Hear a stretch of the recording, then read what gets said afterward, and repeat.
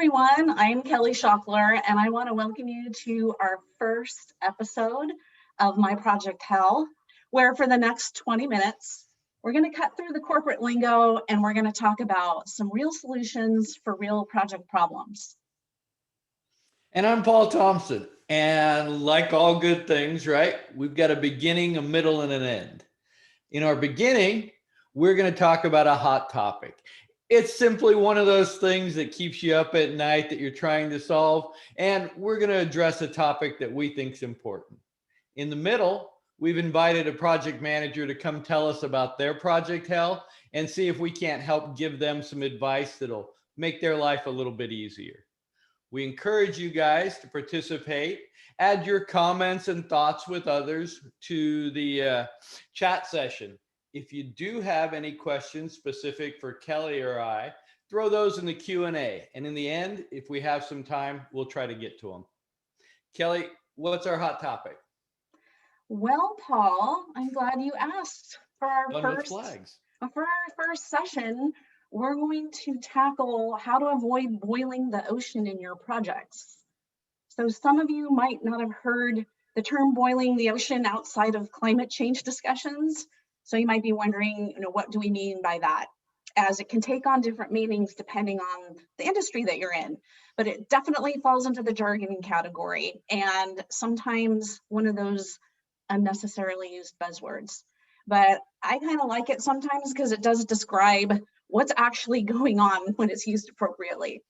But in the most general sense, boiling the ocean is when you or someone that you know is trying to take an unnecessary deep dive into a seemingly appropriate activity, getting into the weeds over and above what needs to be done at the present moment.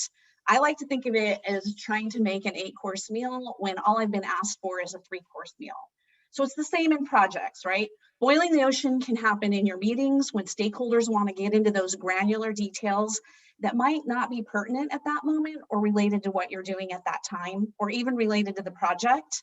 But more commonly, boiling the ocean happens when you're defining scope at the beginning of your project. You're trying to put up those guardrails around what's in scope, what's out of scope, and you've got stakeholders wanting to throw in everything possible, like maybe a 50-jet jacuzzi in the break room. I think, Paul, you've got some experience, some personal experience. Oh, yes. Hear more about that. Absolutely. True story, moving a data center, it's already a big project, right? And we've had folks that then on top of that want to upgrade all their servers, upgrade their databases, upgrade their applications. They want to paint everything blue. And I mean, it just goes on and on and on trying to pay back all the technical debt from a decade ago. And they really are trying to boil the ocean. And as Kelly said, you're trying to define your manageable scope. And while, getting all your upgrades done is important, what's important is that you focus on your project. So don't just throw those away. Get a board, a whiteboard, or a parking lot space that you can keep track of all of that and allow management to see that there's a lot of extra projects that need to get done and let them prioritize them and provide additional budget and those types of things, because it is important. It's just not so important that it get done with your project. A friend of mine has a great saying, a funded project is a scope magnet. So that's something that you always want to be careful of. Yeah, and I think it's really easy sometimes when you're project managing, it can sneak up on you in some really innocuous little forms that you just have to be aware of to avoid falling into that boiling the ocean trap. And just for even the sake of over delivering, right? You can get negative perceptions from boiling the ocean, which I think also can lead to some gold plating, adding in stuff that we think sounds really neat and cool and that the customer is going to be so delighted with, but they didn't ask for it, right? So yeah, good point. Yeah, I think if we're not good at keeping ourselves and the troops on point, then we incorporate too much stuff. We're focused on the wrong thing at the wrong time. We're adding pain to our project planning process. So what I like to do is just kind of trust your spidey sense or your gut, what it's telling you. If you think things are going in the wrong direction or getting to be too much, listen to that. Good point. And I do like the idea, that concept, gold plating, understand when you've provided what is asked for on the project. So remember, stay out of the weeds when you have to. Look at your scope, decide what's pertinent to your project and what needs to be put into a parking lot and put for other projects to be prioritized. And don't always try to gold plate everything if that's not what's being asked for. All right. Excellent. So it looks like we've invited Charles here today. Am I seeing Charles? Hey, Charles. Maybe not. This is the beauty of being live, right? There is no second choice, second chance. Charles. I'm promoting him to panelist right now. Right. He's going to join us in the panelist coach's corner. Terrific. All right, can you guys see me now? Hey, welcome, Charles. How you doing? I'm doing well. How are you? I'm good. Now, don't be nervous. We're the ones that have to figure out how to solve your problem. So you've got it easy today. All right. I understand you're kind of in permitting hell. You want to tell us a little bit about I this? am. Yeah. So we and about August last year, I work at a hotel. And we brought a new restaurant into the hotel here, and we were already kind of planning a rooftop bar all through this. Now that they're in, we really want to get it into place. And sorry if I'm a little raspy. I'm kind of under the weather right now, but we we did the drawings. We went to city. They said, okay, we need a structural stamp, an electrical engineer stamp, all these other kind of requirements. So we, spent the money, took the extra month, 2 months to get all that done, find the right people, make them happy. They sign off and stamp it and give it back to us. So we finally get it back to city around Christmas time, and they come back to us and say, oh, well, actually now you need an architect as well. And we said, okay, but you just said we didn't need an architect. So now we're basically, everything's bounced back again. It's now been another 2 months. We wanted to have this built, last month, and it's already February now. So it's really, we've gone way past our timeline. We're really over kind of our budget at this point because that architect's another $10,000 on top of everything else. And then now we still need to, once they're done, because we're waiting on the architect still, once they're done, it has to go back to city for them to hopefully approve it at that point. Gotcha. Is there really any good way to kind of maybe overcome these hurdles as they kind of come with us? Or like, is there something we should have done to maybe prepare for this better? Because we're about 25% above budget right now. Sure.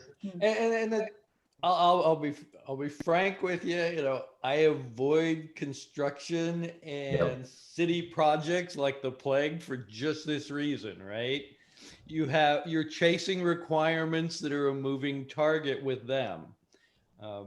One of the things that we have similar problems in IT where we need a network, we want this, we want that. One of the things we've found is when we're working up our requirements, like with the city for you, right? We'll document everything real clear. This is what you asked for, A, B, and C, and then push it back to them, get confirmation. And then hopefully if they come back and change them later, we can go, well, remember when we talked about this? Doesn't always change the fact that they're still like, well, so. But you do get to point out, but I told you. The other thing you might want to think about, though, is this is also why it's important to have an experienced project manager working with you up front, even if it's just consulting, right? Because there's nothing that can give you more advantage than experience. And they can at least tell you, don't be surprised if Multnomah County doesn't change their mind because they are notorious for that. So you start to build those budgetings ahead of time. We do that with some of our projects, right? We at least tell everybody, these are the things to expect because we've been there and we've done that. So that's one way to do it. I know Kelly's got a lot better information and ideas than me, but those are some of the things that come to mind right off the top. Yeah. So Charles, go ahead. What else you got for us there? Did you want I was just saying thank you, Tim. Yeah, that makes sense. Really, we need the.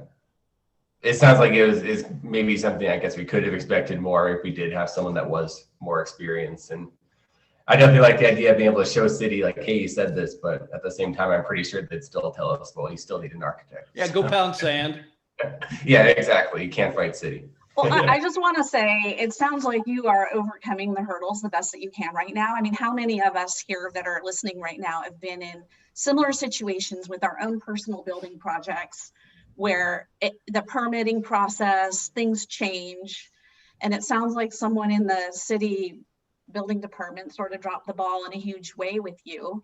But I love this question because what it does is you're actually helping other people here that are on this session today, is that need for highlighting that need for solid contingency planning in projects like this. So hindsight's always 2020, right, Charles? So we're benefiting from your hindsight. Absolutely. When you're working on projects where you've got fickle government agencies and a high degree of uncertainty, it really helps to do a little contingency planning. And what I mean by that is working through the risks that are going to be inherent in your project. What might happen? What's the probability and the likelihood of those things happening? And then when they do happen, what are some of the things that you can do to get things back on track? So in your case, I would say there was a high likelihood that the city was going to change the game somehow, right? Add additional hoops. So maybe adding a little contingency to your budget and schedule as a buffer might have been a good idea to accommodate those things. Just an idea. Again, hindsight's 2020. Yeah, absolutely. Appreciate it. Hopefully, at least if someone else is watching and they're kind of planning something right now, especially as the vaccine gets out and people may want to maybe reinvent their business a little and maybe kind of prepare for the general public coming out.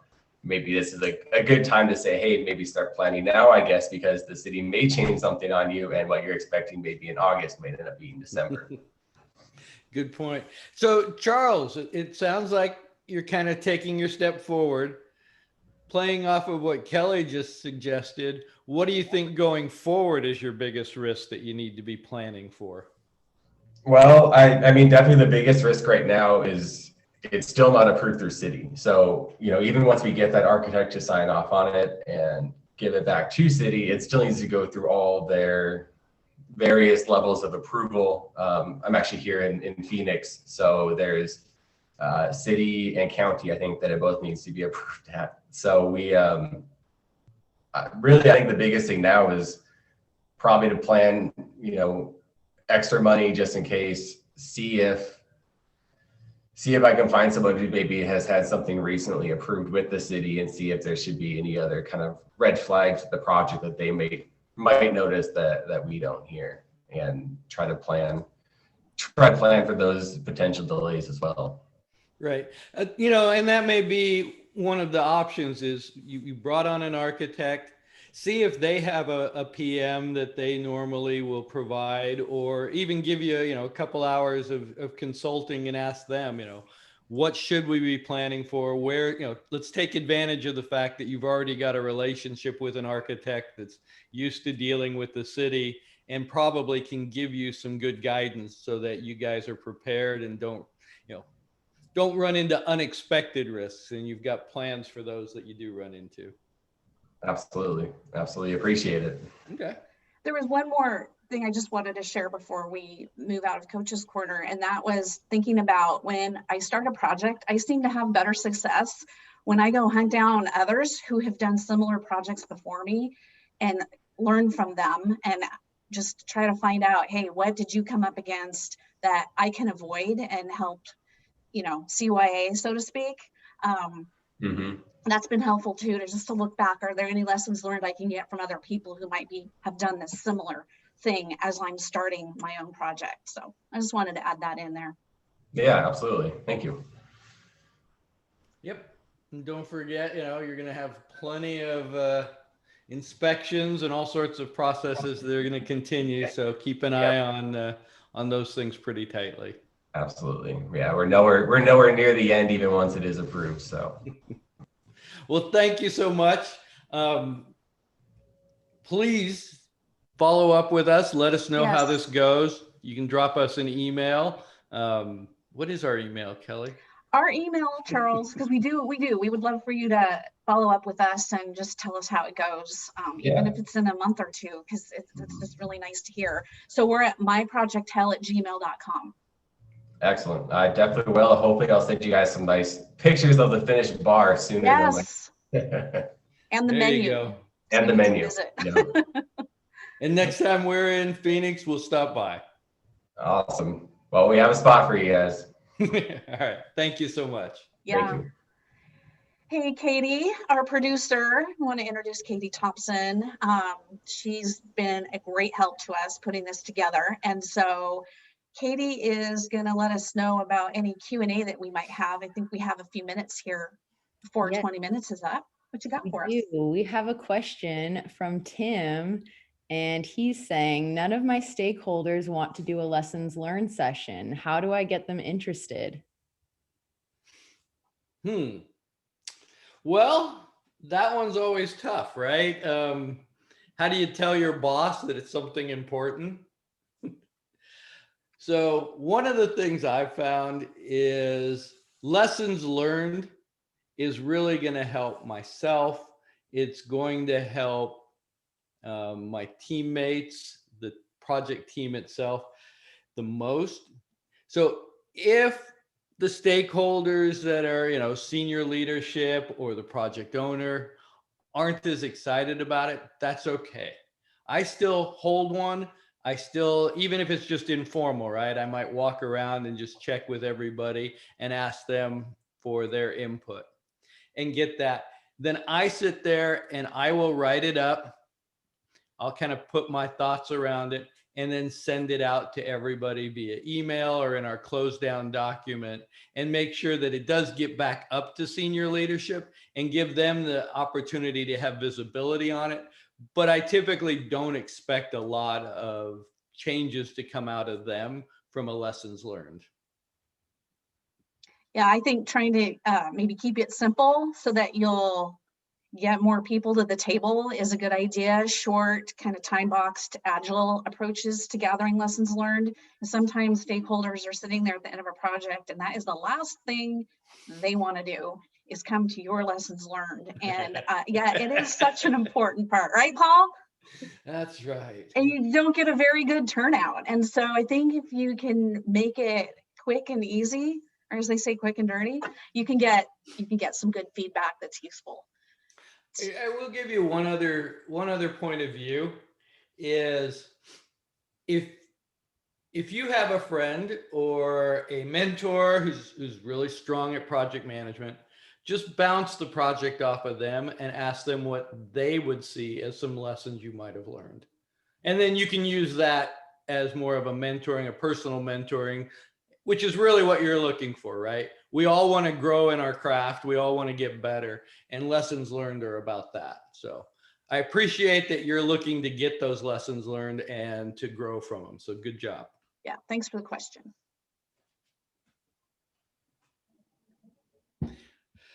Let's see. That looks like I must be up to tell us that we're out of time. It is your turn to close us out. Okay. Because it is time to wrap up this episode, right, of My Project Hell. I hope you guys enjoyed our inaugural show. I know Kelly and I had fun. We hope you did. You will be able to catch all the replays, because this was so much fun the first time, over on our YouTube channel. You can also check out our website for more information. And if you guys do want to hit Kelly or myself up for free 30-minute consultation, if we didn't get to your questions or you have specific questions that you want to ask us, feel free. Yeah, we love your questions, and we invite them maybe to be featured on a future show. We're always looking for people for our Coaches Corner, so don't be shy about that.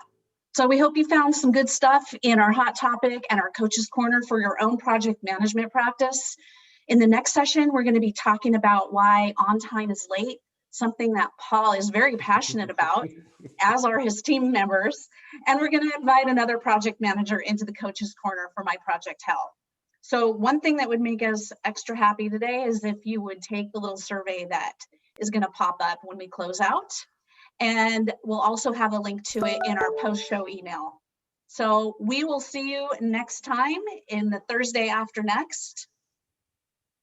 That's all for now. Thank you. All right, guys, be good. Thank you.